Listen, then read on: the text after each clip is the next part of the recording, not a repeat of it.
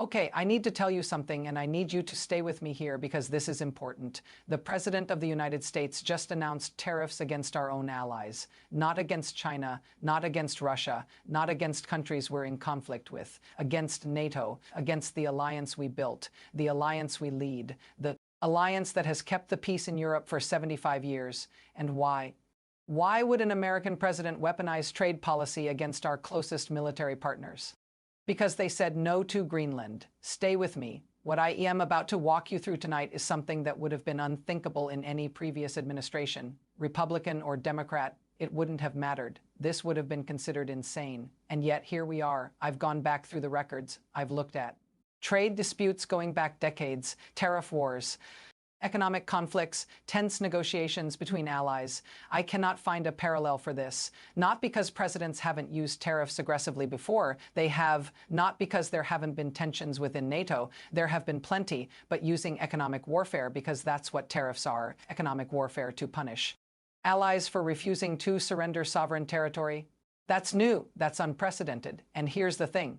This isn't the usual Washington trade dispute where negotiators posture, markets wobble, and eventually everyone finds a face-saving compromise over soybeans or steel quotas. This is different. This is a president treating allied nations like hostile powers because they won't hand over land that doesn't belong to us. This is economic coercion deployed not for trade balance or market access, but for territorial acquisition. Think about what that means.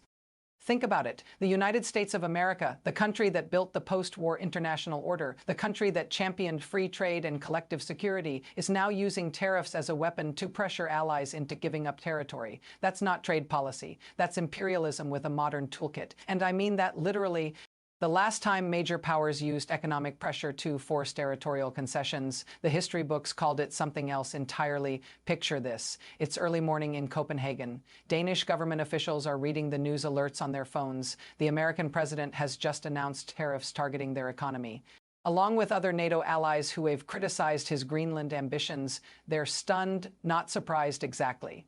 They've watched this president for years. They've seen the tweets, the threats, the bluster, but there was always an assumption, maybe a hope, that when push came to shove, the alliance would hold, that shared history would matter, that the institutions built over generations would constrain the chaos. That assumption just died in Brussels. NATO headquarters is scrambling, emergency meetings being scheduled, ambassadors making calls, everyone asking the same question. What do we do now?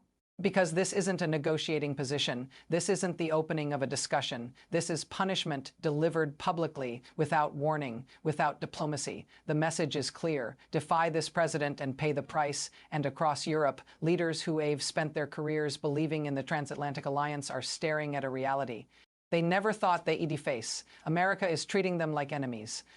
Now, I've been doing this long enough to know the difference between tough negotiating and genuine breakdown. I've watched presidents play hardball with allies before. Reagan did it. Clinton did it. Even Obama had his moments of transatlantic tension. This is not that. What happened this week is a fundamental rupture in how the United States relates to its closest partners. And I need to walk you through exactly how we got here, because the speed of this escalation is breathtaking. It started with Greenland. For months, Trump has been publicly, repeatedly, in front of cameras, stating that the United States should acquire Greenland, not through purchase, not through negotiation, through whatever means necessary, including, he's suggested multiple times, military force. Denmark, which has sovereignty over Greenland, said no. Not a complicated no, not a negotiating position, no, a flat, absolute. This is not for sale, no, the Danish Prime Minister called the idea absurd. Greenlandic leaders, who have autonomy over many of their own affairs, rejected it outright. The response from Europe was unified. Greenland is not American territory to take, and that should have been the end of it in any normal presidency. This is where advisors would quietly walk things back, where the State Department would smooth over the embarrassment, where everyone would pretend the whole thing was just negotiating leverage and move on. But this isn't a normal presidency. Trump's response to being told no was escalation. First came the rhetoric, accusations that Denmark was being disrespectful, claims that Greenland was essential for American security, suggestions that NATO allies weren't paying their fair share and didn't deserve American protection.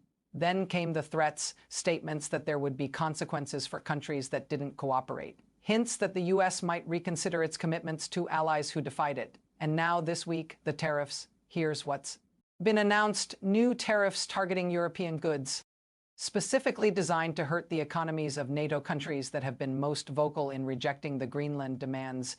Denmark, obviously, but also Germany, France, others who've stood with Copenhagen, the official justification. Trade imbalances, unfair practices, the usual language that gets deployed whenever tariffs need a fig leaf, but nobody's fooled.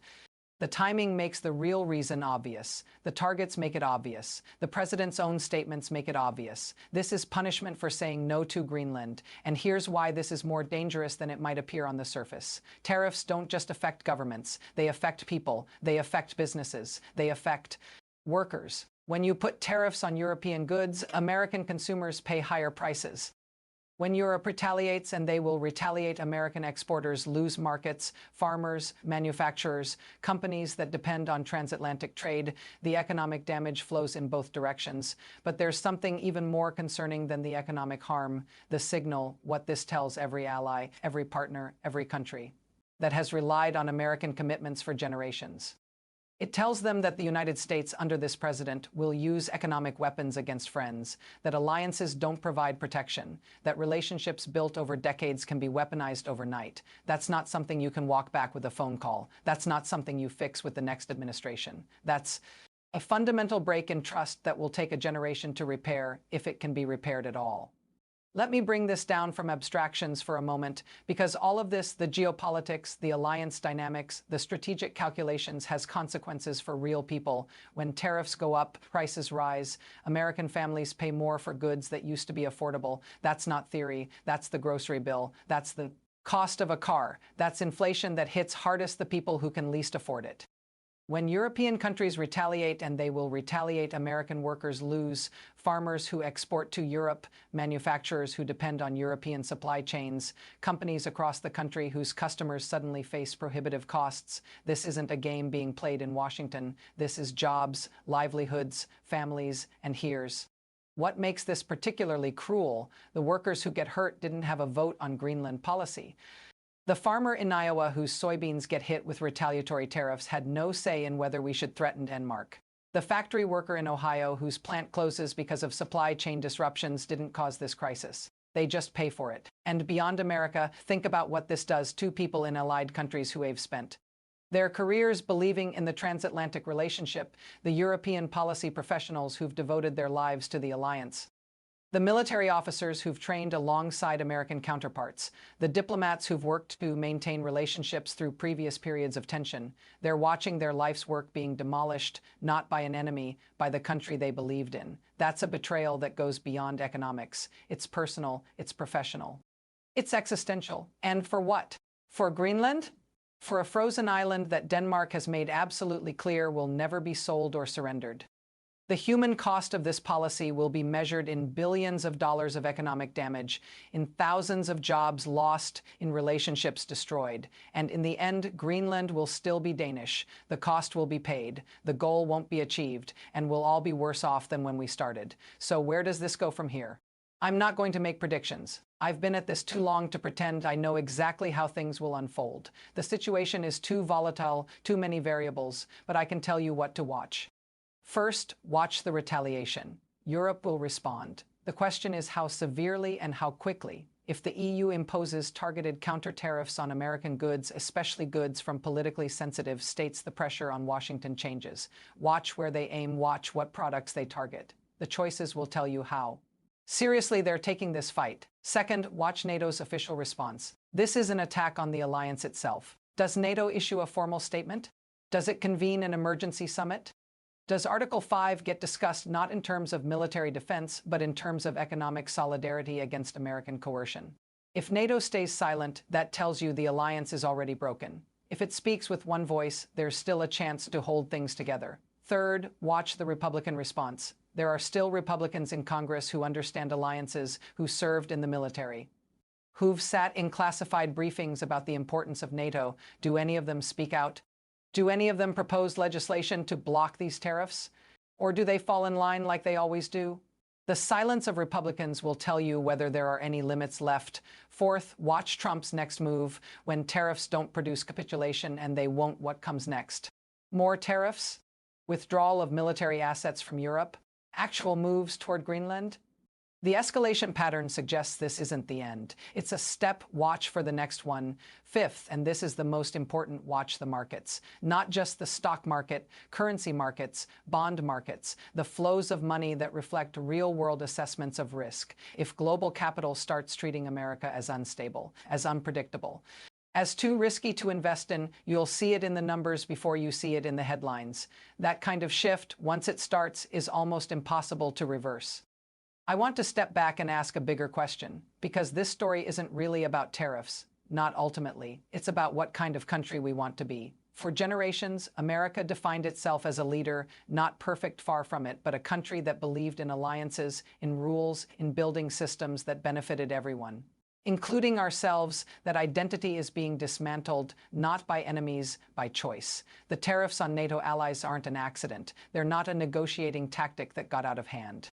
They're a statement of a different vision for America, a vision where alliances are liabilities, where allies are competitors, where the only currency that matters is dominance. That vision has consequences. Countries that abandon their allies end up alone. Powers that bully their partners find those partners looking elsewhere. Nations that treat the international system as an obstacle to be destroyed discover that the chaos they create eventually comes home. History is very clear on this. The question facing Americans right now isn't really about Greenland. It isn't about tariff rates or trade balances. It is about whether we are willing to watch our country become something we wouldn't have recognized a decade ago, something that uses economic weapons against friends, something that threatens military force to acquire territory, something that treats the alliance our grandparents built as worthless. That's what's at stake. Not one trade policy, our identity as a nation. Let me leave you with three things. First, these tariffs are punishment for saying, no, don't let anyone tell you this is about trade imbalances or unfair practices. The timing is too precise. The targets are too specific. This is retaliation against allies who refuse to surrender territory that belongs to them. It's economic warfare in service of an acquisition fantasy that will never become reality. Second, the damage extends far beyond economics. Every tariff on an ally is a crack in the alliance. Every threat is a reason for partners to look elsewhere. Every humiliation is a memory that will outlast this presidency. The trust being destroyed right now will take decades to rebuild, if it can be rebuilt at all. And while we're busy attacking our friends, our actual adversaries are watching and celebrating. Third, this is a choice, not an inevitability. Congress can act. They have the power to block tariffs. They have the power to reassert their constitutional role in trade policy. They have the power to send a signal that this president doesn't speak for all of America. Whether they use that power will tell you everything about whether the system can still constrain the chaos. These three things, the punitive nature of the tariffs, the long-term alliance damage, and the possibility of constraint, are all connected. They're different angles on the same question. Can America's institutions and relationships survive a president who sees both as obstacles? We're about to find out. Here's what I'll leave you with. Right now, in capitals across Europe, leaders are making decisions about how much they can trust the United States. Those decisions will shape the world for decades. Right now, in boardrooms across America, executives are calculating the cost of this chaos. Those calculations will affect jobs and communities for years. Right now, in Washington, people who could push back are deciding whether to stay silent. This isn't a drill. This isn't a negotiating tactic that will resolve itself. This is the unraveling of something that took generations to build, and every day it continues, the damage gets harder to undo. I'll be watching, and so should you. To understand why this is happening, you have to understand how this president's mind actually works, not the caricature, not the cable news talking points, the actual operating logic. Trump doesn't see international relations the way previous presidents have. He doesn't see alliances as mutual commitments built on shared values. He doesn't see treaties as binding obligations that constrain all parties equally. He doesn't see the post-war order as an American achievement worth protecting. He sees transactions. Winners and losers, deals and leverage, properties to acquire and opponents to dominate. In that worldview, Denmark isn't an ally. Denmark is an obstacle, a small country sitting on something he wants, refusing to hand it over, and obstacles get punished. That logic works in real estate. You can pressure a seller, you can squeeze a competitor. You can make someone's life miserable until they give you what you want. But international relations aren't real estate. Countries have pride, they have domestic politics. They have histories and identities that don't bend to economic pressure. When you try to bully Denmark into surrendering Greenland, you're not dealing with a motivated seller looking for the right price. You're dealing with a nation whose identity is wrapped up in its Arctic territories. You're dealing with politicians who would lose their careers if they capitulated. You're dealing with a population that sees this as an assault on their sovereignty. No amount of tariff pressure changes that calculus. But Trump doesn't see it that way. He sees resistance as temporary, as something that will break if you apply enough force, as weakness pretending to be principle, and so he escalates, not because escalation will work, but because in his mental model, backing down is never an option. Showing flexibility is weakness, acknowledging limits is failure. The result is a doom loop. He demands something impossible. He gets refused. He escalates. The refusal hardens. He escalates again. Each step takes us further from resolution and closer to genuine rupture. And here's what the people around him either don't understand or don't care about. Some things, once broken, cannot be fixed. The transatlantic alliance isn't a contract you can renegotiate. It's a relationship built on trust, on the belief that America will be there when it matters, on the assumption that shared values matter more than transactional demands. Every tariff, every threat, every humiliation of allied leaders, it erodes that trust. And at some point, it erodes it beyond repair. Now, I need to tell you what's happening in parallel, because the tariff announcement isn't the only front in this conflict. While Trump was announcing economic punishment for NATO allies, something else was happening, something that connects directly to this moment. European leaders were holding emergency consultations about the future of the alliance itself. Not the usual NATO meetings about defense spending or military readiness, not the scheduled summits that happen every year, emergency sessions about whether NATO can survive this presidency. I want you to understand what that means. For 75 years, the North Atlantic Alliance has been the cornerstone of Western security. It deterred Soviet aggression. It managed the end of the Cold War. It expanded to include former Eastern Bloc countries. It responded to 9/11s by invoking collective defense for the first time in history. The alliance has survived disagreements. It survived the Iraq War divisions. It survived disputes over burden sharing. It survived the Suez Crisis. It has never faced an American president who actively treats allies as adversaries. And here's the pattern I need you to notice every time Trump faces resistance from courts, from Congress. From allies, he doesn't recalibrate. He escalates. The Greenland demand was rejected, so he threatened military action. The military threats were condemned, so he announced tariffs. The tariffs will be met with retaliation. What comes next? More escalation, withdrawal from NATO commitments. Refusal to honor Article 5. Actual military moves toward Greenland. I'm not being hyperbolic. I'm following the pattern. Each step that seemed unthinkable 6 months ago has become reality. Each new escalation becomes the baseline for the next one. And our allies see this. They're not waiting to find out how far he'll go. They're already making contingency plans for an America that can't be relied upon. Germany is accelerating defense spending. France is pushing for European strategic autonomy. Smaller nations are quietly exploring security relationships that don't depend on Washington. The alliance isn't dying in a dramatic explosion. It's eroding meeting by meeting, insult by insult, tariff by tariff, and by the time most Americans notice, it may be too late to save. Here's what most people are missing in all of this. While the headlines focus on tariffs and Greenland and the immediate chaos, a quieter shift is happening underneath, and it may ultimately matter more than any single announcement. The international order is restructuring, not in some distant future. Right now, in real time, for 80 years, the global system has been organized around American leadership, American military power, American economic centrality, American-led institutions, NATO, the World Trade Organization, the IMF, the World Bank. That system had flaws, plenty of them, but it also provided stability, predictability, rules that applied to everyone, including the powerful. What happens when the country at the center of that system starts acting like a rogue state? That's not hyperbole. That's the question European leaders are actually asking themselves. When the United States uses tariffs to coerce territorial concessions from allies, it's not behaving like a system leader. It's behaving like the kind of power the system was designed to constrain. And here's the deeper problem. Once other countries stop believing in American leadership, they start building alternatives. China is watching this moment very carefully. Every crack in the Western alliance is an opportunity. Every European leader humiliated by Washington is a potential partner for Beijing.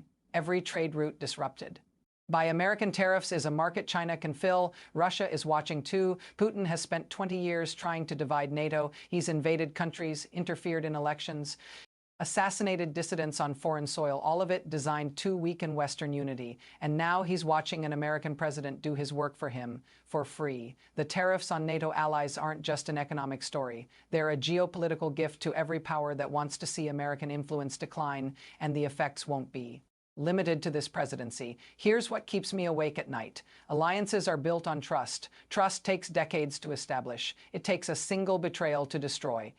When this presidency ends, whether in 1 year or 5, the next administration won't be able to simply restore what was lost. They won't be able to call up European leaders and say, okay, that's over, let's go back to normal, because European leaders will remember. They'll remember being threatened with tariffs over Greenland.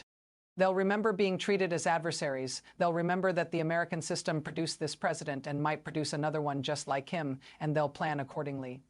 They'll diversify their security relationships. They'll reduce dependence on American markets. They'll build European capabilities that don't rely on Washington, not because they hate America, because they've learned they can't trust America. That's the legacy being built right now. That's what these tariffs actually cost, not just the immediate economic damage, the permanent restructuring of global relationships.